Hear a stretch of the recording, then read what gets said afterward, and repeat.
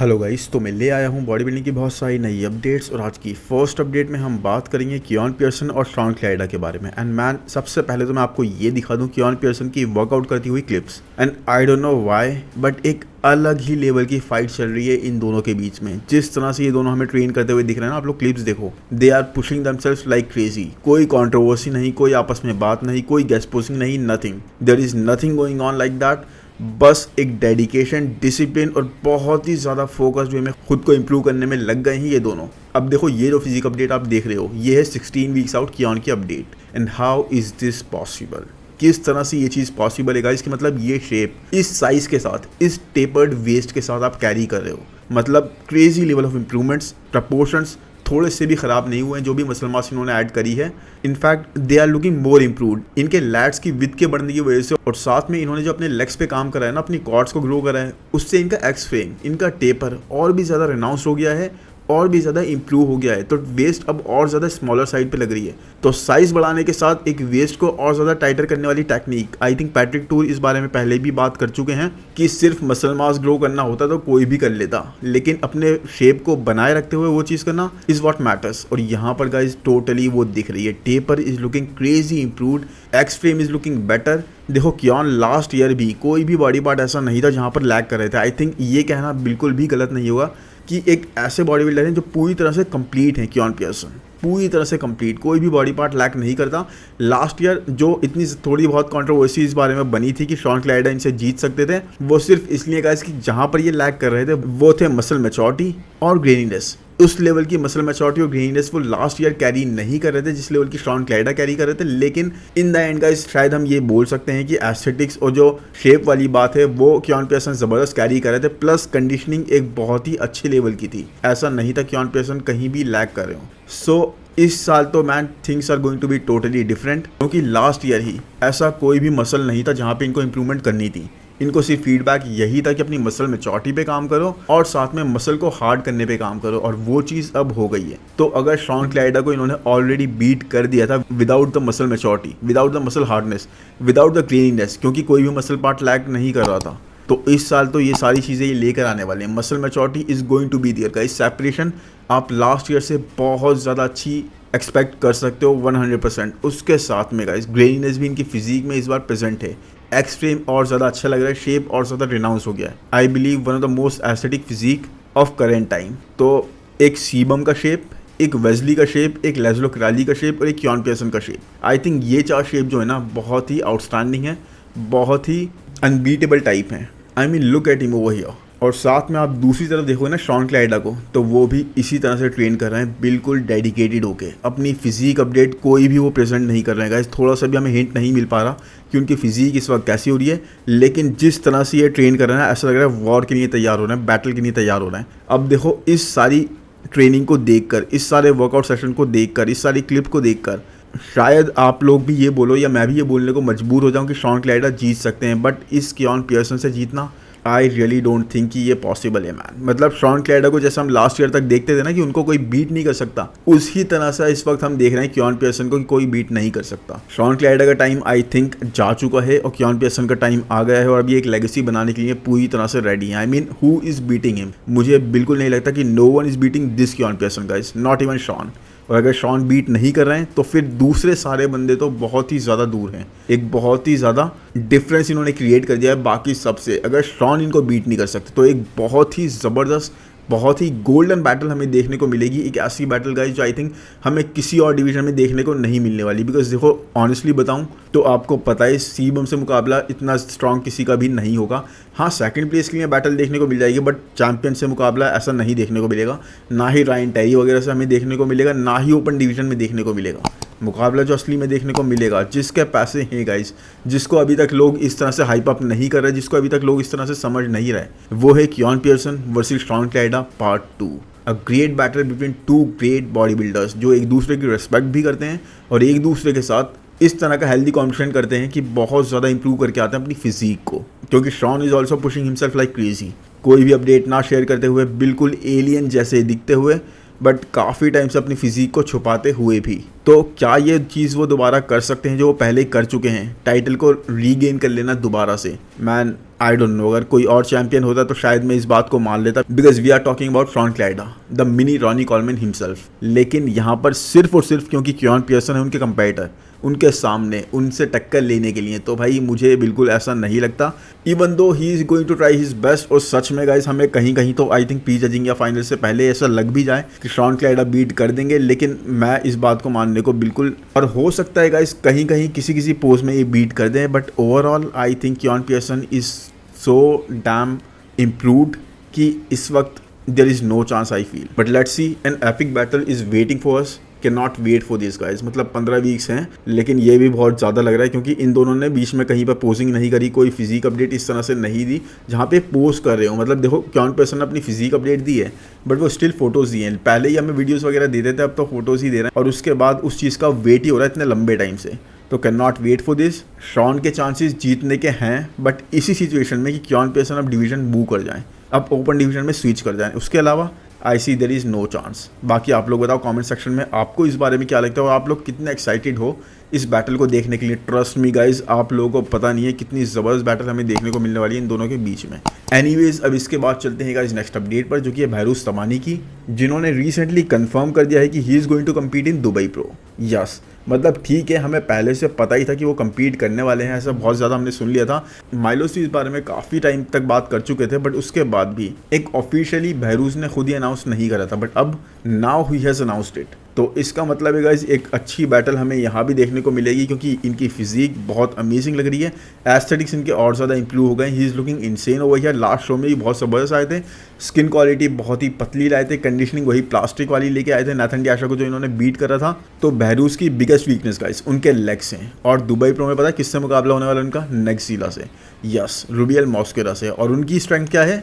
उनके लेग्स। तो देखो जहाँ पर एक बंदे की स्ट्रेंथ है उनकी कॉर्ड्स, उनके लेग्स, वहीं दूसरा बंदा वही चीज़ में वीकनेस कैरी कर रहा है। तो ऑपोजिट इसके अगर हम चलें तो नेक्सीला, उनकी वीकनेस क्या है? एक तरह से एस्थेटिक्स, प्रपोर्शंस, और वहीं पर बहरूज तमानी की स्ट्रेंथ क्या है? उनके प्रपोर्शंस, उनके एस्थेटिक्स। ठीक है, प्रपोर्शंस में उनके लेग्स थोड़ा सा लैग करते हैं, बट उसके अलावा गाइस उनके एस्थेटिक्स बहुत ही सुपीरियर हैं अगर हम नेक्सीला से कंपेयर करें तो। जबकि नेक्सीला इज़ नॉट एज एस्थेटिक। यहाँ पर साथ में हमें नाथन डियाशा भी देखने को मिलने वाले हैं, विलियम बॉनेक भी देखने को मिलने वाले हैं। तो जैसा मैंने पहले बोला था, आई थिंक किसी वीडियो में ये क्रिस क्रॉस हमें एक कॉम्पिटिशन देखने को मिलेगा, और बहुत ही मज़ा आएगा, क्योंकि आई थिंक पीक हिट करके आना इन सब में से कोई भी मिस नहीं करता। सारे के सारे हमें पीक हिट करके आए हुए दिखेंगे।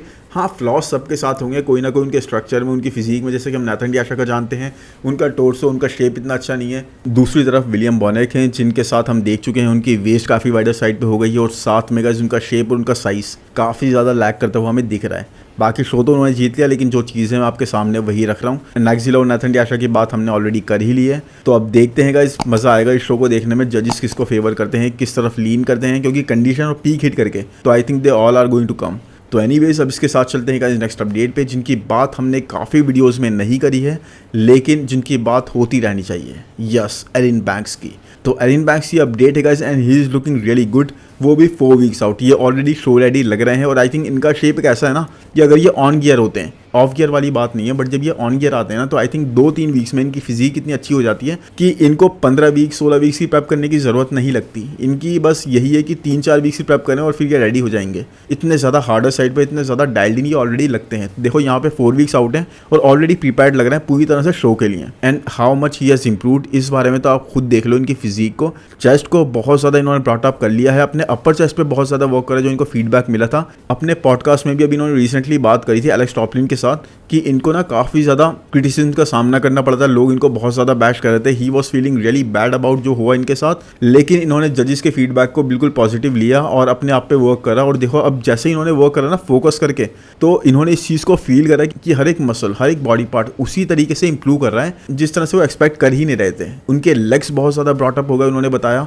अपनी कॉर्ड्स पर उन्होंने जो वर्क करा है, चेस्ट पे वर्क करा है, बैक को और ज़्यादा इंप्रूव करा है पॉप लाने के लिए, जो जजेस ने उनसे बोला था। तो anyways, he is feeling it guys, he is totally feeling it. और इन्होंने साथ में ये भी बताया गाइस कि he was feeling really bad कि इनको थर्ड प्लेस तक पुश कर दिया गया था। मतलब ये जजेस को कुछ नहीं बोल रहे थे, लेकिन दूसरे कंपैरेटर्स के ही कंपैरेटिवली ये बोल रहे थे कि थर्ड प्लेस जब मेरी आई ना तो मुझे बहुत ज़्यादा धक्का लगा एंड उस चीज़ को मैं नेगेटिव ले भी सकता था, थोड़ा बहुत टाइम मुझे बुरा भी लगा, लेकिन मैंने उससे पॉजिटिव लिया और ट्राई करा अपने आप को इम्प्रूव करने का। तो right now he is actually feeling it. मतलब ये बहुत ज़्यादा पॉजिटिव माइंडसेट के साथ हैं और अपनी फिजिक से बहुत ज़्यादा खुश लग रहे हैं, बहुत ज़्यादा कॉन्फिडेंट लग रहे हैं। जो एरिन बैंक्स हमें एक टाइम पर देखने को मिलते थे ना लीजेंड स्पोर्ट्स फेस्ट से पहले, उस हार से पहले, उस क्रिटिसिज्म से पहले, अब हमें वही देखने को मिल रहा है। He is totally feeling it guys. मतलब अपने जोन में आ चुके हैं दोबारा। He can not wait to get on the stage और ख़ुद को दोबारा से प्रूव करने के लिए और दिखाने के लिए कि what are the improvements he has made.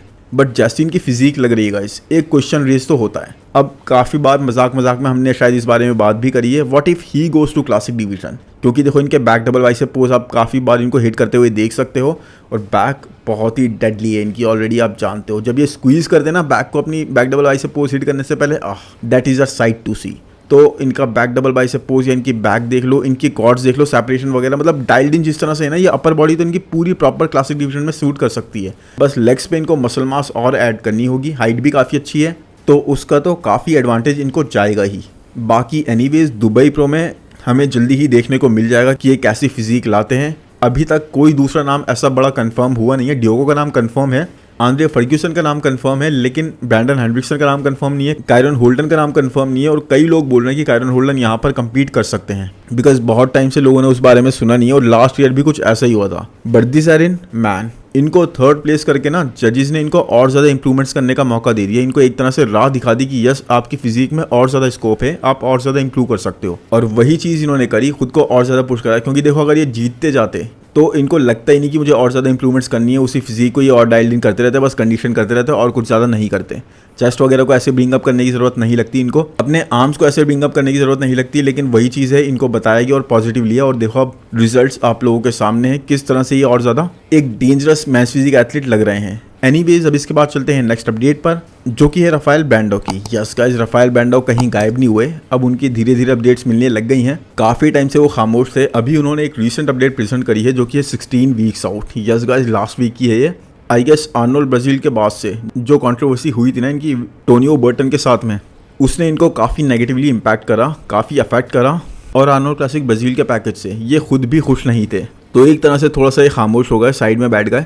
उसके बाद इंप्रूवमेंट्स करने लगे और Arnold Ohio man, he was solid. अगर उसकी बात करें तो वहाँ पर काफ़ी सॉलिड पैकेज लेकर आए थे, अपनी हेडलाइंस इन्होंने बना दी थी, स्टेटमेंट बना दिया था, बस उसको उस हाइप को ये बनाए रख नहीं पाए काफ़ी लंबे टाइम तक। तो नाइल हिल जो कि इनके कोच हैं, ये लोग आपस में बात करी, इन्होंने डिस्कस करा और इंप्रूवमेंट्स पे वर्क करना स्टार्ट कर दिया। फिर से totally went back to the board to make changes. और रिसेंटली नाइल हिल ने यह भी बोला कि उनको अभी भी लगता है कि 2 साल और लगेंगे राफेल ब्रांडो को उस लेवल की मसल मास ऐड करने के लिए जो चाहिए इस डिवीजन में टॉप के लेवल पर कंपेटिटिव होने के लिए। और इस चीज़ के लिए वो राफेल को बिल्कुल भी पुश नहीं करना चाहते। मतलब वो ये भी बोल रहे हैं कि हम इस मसल मास को बहुत जल्दी ऐड कर सकते हैं 1 साल के गैप में, लेकिन हम इसको और ज़्यादा टाइम देंगे ताकि इनका शेप बिल्कुल भी सेक्रीफाइस ना हो, जो कि आई थिंक एक सही अप्रोच है। They should give it time, क्योंकि राफेल अभी इतने ज़्यादा एज है भी नहीं, तो वो कम्पीट कर सकते हैं आगे आने वाले टाइम में। But don't forget guys, Rafael place top 10 उस टाइम पर जब एक सुपर कंपेटिटिव लाइनअप था और इनके पास इतनी ज़्यादा मसल मास नहीं थी। अभी जितने बिगर हैं उतने भी बिगर ये नहीं थे। तो अब आप समझ लो इसका मतलब क्या होता है गाइस। जो भी लास्ट ईयर टॉप 10 में प्लेस हुआ है ना, उसके मुकाबले उससे पहले वाले ईयर में जो टॉप 10 में प्लेस हुआ था, जब सुपर कंपेटिटिव लाइनअप था, बहुत सारे एथलीट्स थे, मतलब पुराने वाले भी, बिग रैमी भी थे, निक वॉकर भी थे, हर एक बंदा, ब्रैंडन करीब बहुत ज़्यादा पीक हिट करके आए थे उस टाइम पर। तो इसका मतलब क्लियरली यही है कि राफेल ब्रांडो इस साल भी टॉप 10 तो प्लेस कर जाएंगे और हायर ही प्लेस करेंगे। बस वही बात है, लास्ट अपीयरेंस जैसा पीक हिट करके आ जाए, दैट्स इट। इनकी प्लेसिंग लास्ट टाइम की प्लेसिंग से काफ़ी ज़्यादा इंप्रूव कर जाएगी and he will definitely place higher. कितना हाई ये कुछ नहीं कह सकते गाइस, क्योंकि एक शो में इन्होंने खुद को प्रूव करा, दूसरे में उस तरह से प्रूव नहीं कर पाए। तो अब इस बारे में कोई हम अभी प्रेडिक्शन तो कर नहीं सकते, अभी बहुत टाइम मिस्टर ओलंपिया की प्रेडिक्शन करने में भी। उस बारे में बात हम तभी करेंगे जब हम वहाँ तक पहुँचेंगे। एनीवेज अब बात करेंगे इस नेक्स्ट अपडेट की, तो वो है सदीक हेज़ोविक की। और Sadik Hadzovic, I don't know man, ये क्या कर रहे हैं। ये नेक्स्ट 3-4 वीक्स में ही कम्पीट करने वाले हैं, जल्दी ही किसी शो में, आई थिंक टैंपा प्रो वगैरह में कम्पीट करेंगे। और उसके हिसाब से he is also looking very street ready. मतलब जितने लंबे टाइम से कम्पीट कर रहे हैं ना और अपनी फिजिक को ऐसे मेंटेन कर रहे हैं, दैट इज काबिल तारीफ। यस, क्योंकि हमने दूसरे ऐसे बॉडी बिल्डर्स को कई सारे देखा जो कम्पीट तो काफी लंबे टाइम से कर रहे हैं, लेकिन हमेशा उनकी फिजिक ऐसी नहीं लगती या फिर टायर्ड लगने लगती है। लेकिन सदीक की physique, man, it is like ये वाइन की तरह इंप्रूव कर रही है, बहुत ज्यादा इंप्रूव करती जा रही है कॉन्स्टेंटली। उसी लेवल की कंडीशनिंग, वही थिन स्किन, मसल मास बिल्कुल भी कमी नहीं लग रही, और वही चमक, वही लाइटनिंग इनकी फिजिक में अभी भी लग रही है। क्योंकि गाइस देखो, जेरेमी के टाइम से कम्पीट कर रहे हैं और जेरेमी की उनकी फिजिक में जमीन आसमान का फर्क आ चुका है आज के टाइम पे। जेरेमी देखो शो के टाइम पर अगर तैयारी करते हैं तो उनकी फिजिक लगती है उस तरह की, लेकिन सदीक की फिजिक आप हमेशा ऐसी देखोगे, ऑलवेज हमेशा ऐसी फिजिक कैरी करते हैं ये। तो मैं तो बहुत ज़्यादा एक्साइटेड हूँ इनका पैकेज देखने के लिए कि किस तरह की फिजिक ये लेकर आते हैं। But yes, definitely Ryan Terry को एक अच्छी बैटल ये दे सकते हैं। अब आप लोग बोलोगे मैं क्या बोल रहा हूँ रायन टेरी को बैटल देने के लिए, जबकि ये तो कम्पीट भी नहीं कर रहे इतने टाइम से। Trust me guys, Ryan Terry को बैटल देने के लिए चाहिए एस्थेटिक्स, नेक्स्ट लेवल एस्थेटिक्स, और वो एस्थेटिक्स यही लेकर आएंगे बहुत अच्छे वाले। अली बिलाल भी ला सकते हैं, बट आई थिंक सदीक हैज़ोविक की फिजिक बहुत ज़्यादा अल्टीमेट है, बहुत ज़्यादा सुपीरियर है मेरे हिसाब से। और डेफिनेटली अगर ये पीक हिट करके आ गए ना, तो एब्सोल्युटली इस तरह के एस्थेटिक्स कैरी करते हैं कि रायन टेरी को डेफिनेटली पुश कर सकते हैं। जजिस को इनको इस तरह से देखना होगा। They should not overlook him because he is already carrying everything that men's physique division requires for a long time, मतलब बहुत टाइम से रिक्वायर था। लेकिन वही बात है, जिस तरह से रायन टेरी को काफ़ी ज़्यादा लंबे टाइम तक ओवरलुक करा गया, वेस्ली विजर्स को काफ़ी लंबे टाइम तक ओवरलुक करा गया, वैसे ही सदीक हैज़ोविक को भी काफ़ी लंबे टाइम तक ओवरलुक करा गया। So anyways guys, I hope ये वीडियो आपको पसंद आया होगा। पसंद आया तो प्लीज़ लाइक कर दो यार, चैनल को सब्सक्राइब कर दो, नोटिफिकेशन बेल को दबा दो, कॉमेंट सेक्शन में ज़रूर बताओ कि ये वीडियो आपको कैसा लगा। और अब इसके बाद मिलते हैं नेक्स्ट वीडियो में। Thank you, bye bye.